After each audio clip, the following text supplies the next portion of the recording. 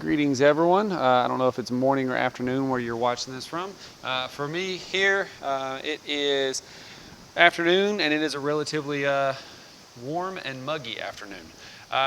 Today we're going to be talking about where do injuries come from, and not collision or blunt force injuries, but the chronic ones, the ones that build up over time. You notice a nagging pain here and there, and you just kind of ignore it until it comes up and it lets you know that there's an issue, like there's a big issue. Had one of those happen to me 2 summers ago with my lower back. These types of issues can be avoided, and we're going to discuss how to avoid them. And the way we're going to discuss this is the joint-by-joint approach, pioneered and made popular by Boyle and Cook, if I'm not mistaken. And in a nutshell, in the most concise manner that I can put it, as you move up the body, joint by joint, your joints alternate back and forth between primary roles being stability and mobility. Starting with the big toe should be mobile.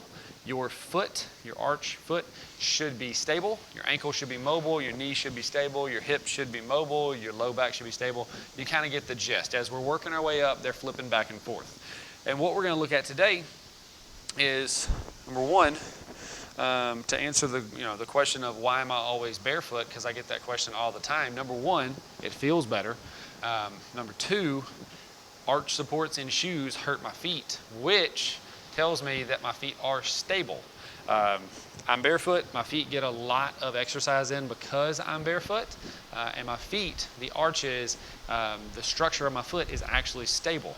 That also, most shoes have an elevated heel, which allows you to hide any kind of ankle immobility. I don't wear shoes, so I can't hide any kind of immobility. So that would be if you were wanting to, avoid. Especially, we're gonna work our way from the ground up here. I'm only gonna give you this one little one today.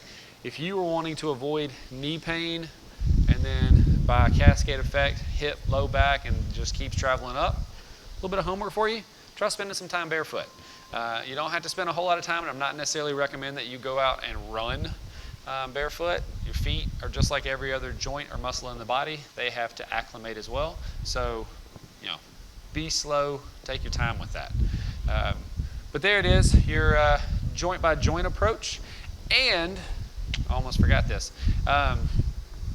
If you have a joint that is lacking mobility, let's say your ankles are lacking mobility, then the next joints around them are going to sacrifice stability trying to gain mobility. This would be a big reason why you see foot problems in people with tight ankles. It also is a bit of a cause for ACL tears and knee injuries in general with when people's ankles are tight. Their knees have to give up stability trying to gain some mobility to make up for that. So if you're dealing with knee pain, you might be dealing with tight ankles, and it cascades up from there. Now again, we're not talking about collision based, but with chronic type issues, things that are just building up and then they eventually snap on you, you might be looking at some mobility or even lacking stability in some areas. For my people that have extremely flat feet, you might be looking at some issues down the road if we don't start building up some stability in those arches. Thank you for tuning in. If you have any questions, drop them in the comments or email me directly, and I'll try to expand on this if needed later. Thank you, guys. Coach Clint, Penance Gym, I'm out.